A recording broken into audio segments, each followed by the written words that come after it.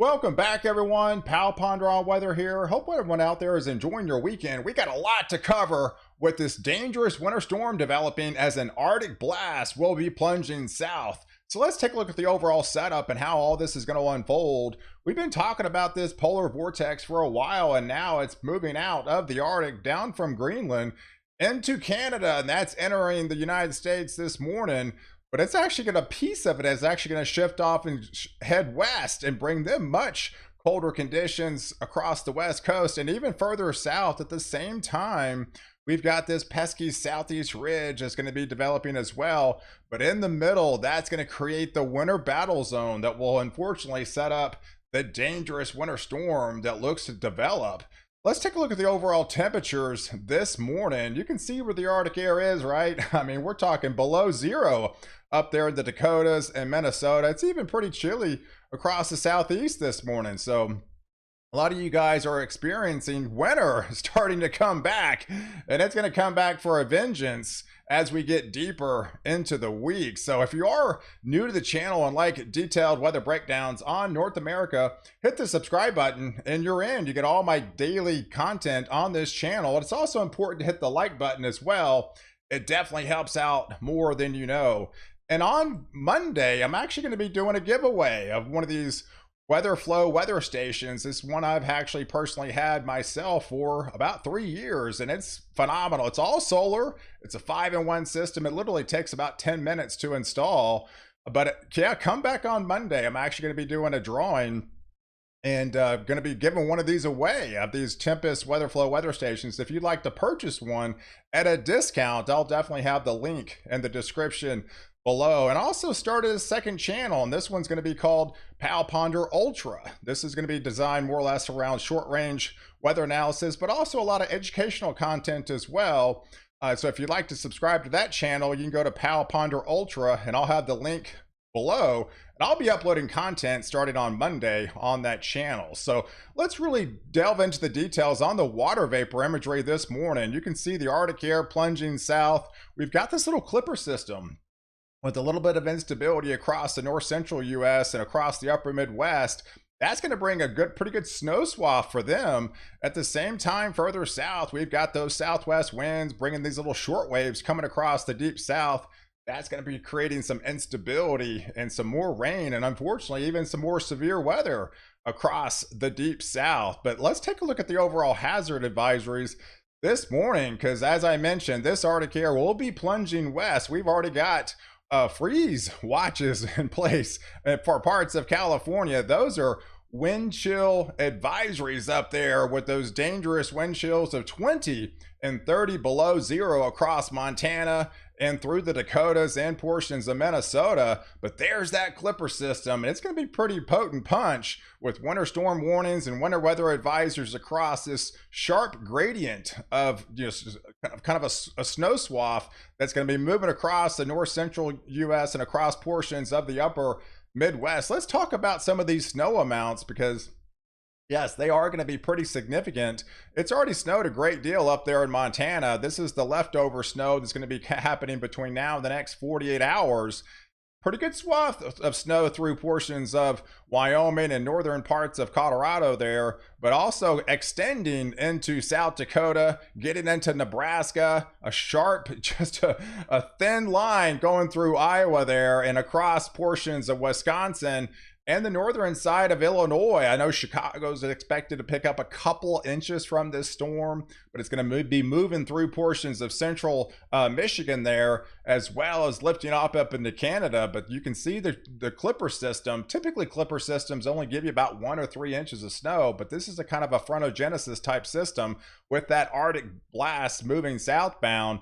That's going to be creating a little bit more instability with this. Even though it's going to be fast moving, it's going to lay down some pretty good swath of snow if you're in its path. But there's the temperatures as we go into Sunday morning. So you can actually see that Arctic air continue to shift a little bit further south, getting those single digit temperatures in Kansas there. But yeah, looking further south, there's that southwest wind, right? It's all about the southwest wind as the deeper you go further south. And look at those temperatures in the 60s. You can tell that's not normal for this time of year, and that's going to be creating more severe storms. Unfortunately, I know you had that nasty stuff down there in Houston area just last week. Good thing is this is not nearly the thing, intensity as one last week, but could be looking at some stronger storms headed into tomorrow afternoon on your day on Sunday in and around the Houston area, going into Louisiana, across the deep south there, right along the I-10 corridor. Have to be concerned about some large hail, some damaging winds, and even an isolated tornado can't be ruled out in this type of a system, as you are in the warm sector still, but not long, right? So as you go into Monday, you can see the Arctic air. This is the latest NAM.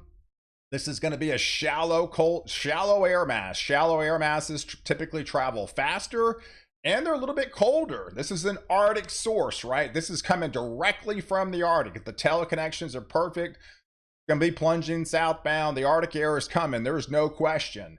And yeah, you can see the difference in temperatures as it's plunging south Monday morning. We're already in the 20s in Oklahoma. We're already in the 20s across Texas. We're approaching the freezing mark right there in the Dallas-Fort Worth area.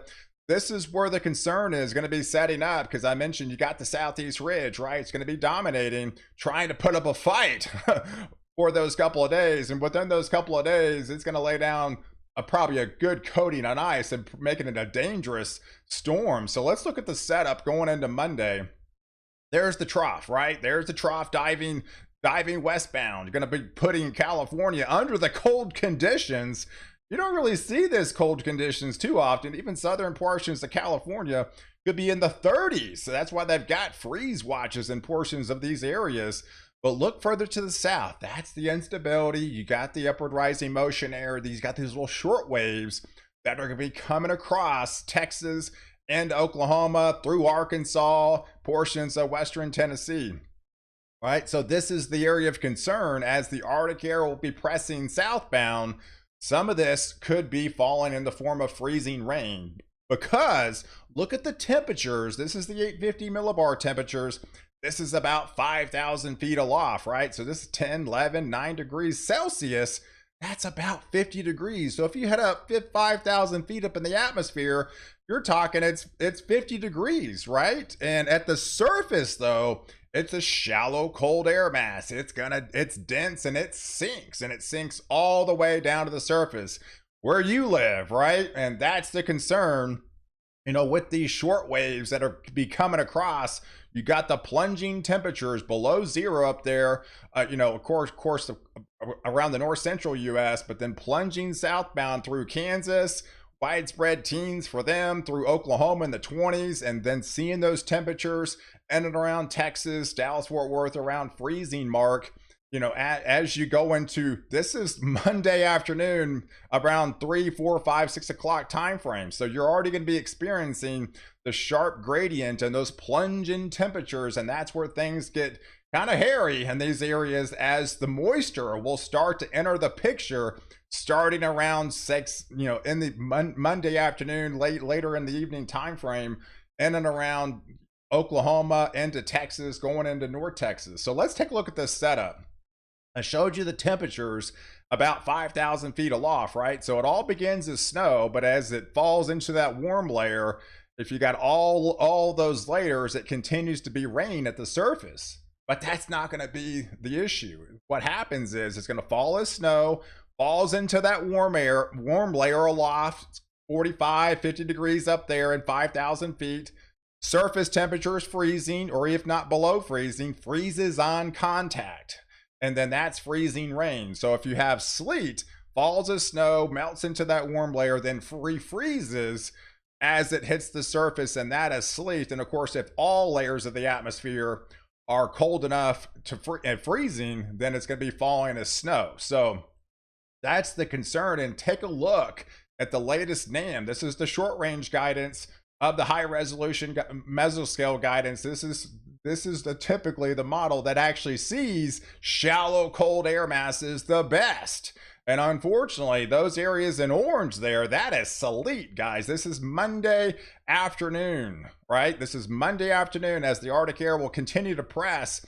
Sleet breaks out across Oklahoma and Missouri. Then portions to the south, that pink, that's your freezing rain. So all falls as rain, then freezes on contact in and around southern portions of Missouri, portions of southern portions of south and southeast Oklahoma, and then getting across North Texas, putting that swath across western parts of West Texas.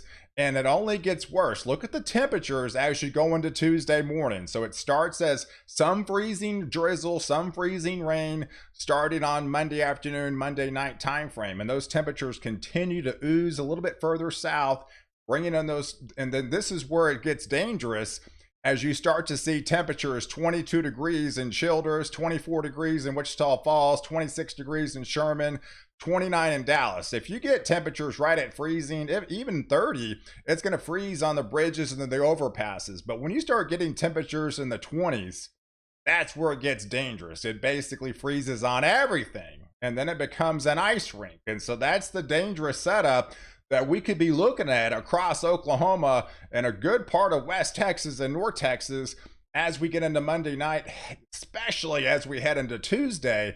Because look at the setup, because we have another disturbance coming in for Monday afternoon and going into Tuesday morning, Tuesday afternoon. More sleet blankets across Oklahoma, more sleet blankets across West Texas, North Texas, and now the freezing line continues to shift a little bit further south.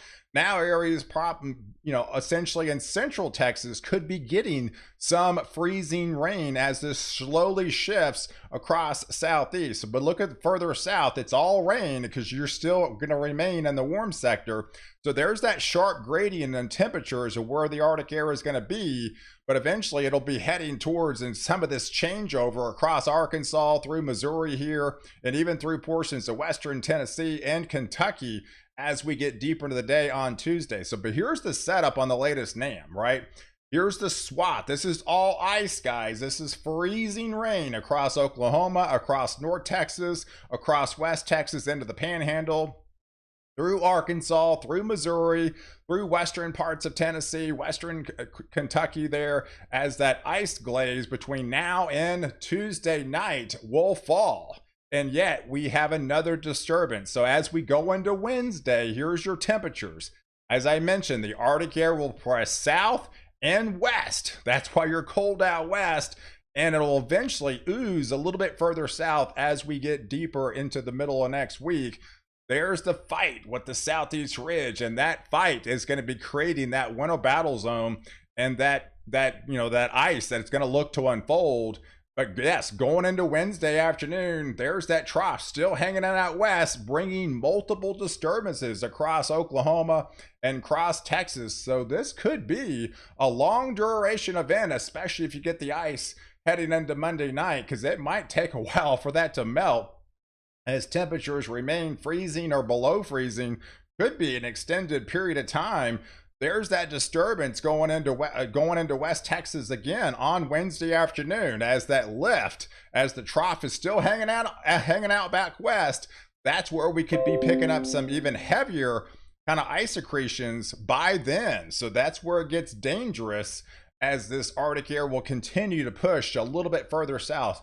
But by Thursday, it could layers of the atmosphere be cold enough to fall as all snow into parts of likely portions of the Texas Panhandle. I'm expecting some snow at least in Oklahoma, and it could enter parts of northwestern parts of the Metroplex in and around the Dallas-Fort Worth area going in on Thursday afternoon with that last disturbance. So, but going into the weekend, the Arctic air will modify. So I think it's a nasty day from Monday through Thursday. Max is out on Friday, and then by Saturday, the Arctic air tries to retreat and tries to come to level off. We'll have a big push of Arctic air really pushing in from the northeast and across New England with 20 and 30 degrees below average temperatures. And take a look at these temperatures by Saturday morning and then across the northeast. That's some cold stuff, guys. Widespread 30 below zero up there in Quebec. Shifting down in upstate New York, 20 below zero, 27 below zero. Vermont's 28 below, New Hampshire back into Maine, widespread 20 below, even shifting further south into Massachusetts, Rhode Island, even Long Island could be looking at in the single digits. So this is from very cold stuff for them, but unfortunately there's not much snow to wring out of there. Where you've seen it pretty much a lot all year long, it's in the higher elevations between now and for the next week across the Northeast. But there's your precipitation for the next 7 days. We do have some sporadic showers coming back for the West Coast. It's not much, but still some more rain moving back in the picture across the West Coast and into the Southeast. But there's the precipitation across Oklahoma and Texas, a little bit higher amounts where you are into the warm sector, or will remain in the warm sector across southern portions of Texas there, Oklahoma, Louisiana, Mississippi, Alabama, heading into Georgia there. But then further north, we've got to be worried about some freezing precipitation. Here's your snow swath. We're going to have that clipper system coming through portions of the northern sections.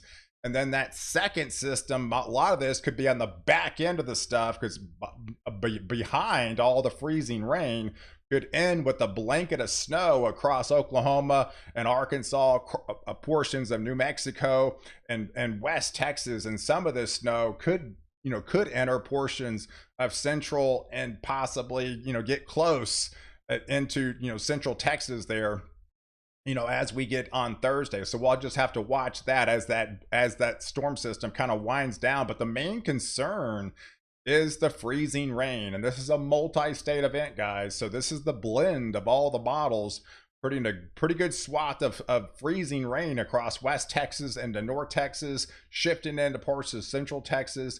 Pretty much the entire state of Oklahoma gets some ice through Arkansas, Missouri, into Illinois, portions of Western Tennessee, and Kentucky. There's also a pocket of ice as well into portions of North Carolina and getting into portions of Virginia and possibly even Maryland up here as we get, into that Thursday, Friday time frame. So, hey guys, I appreciate you guys watching. Do like this video. Definitely hit the subscribe button and catch me in the next update. Wire protect you for and after storm.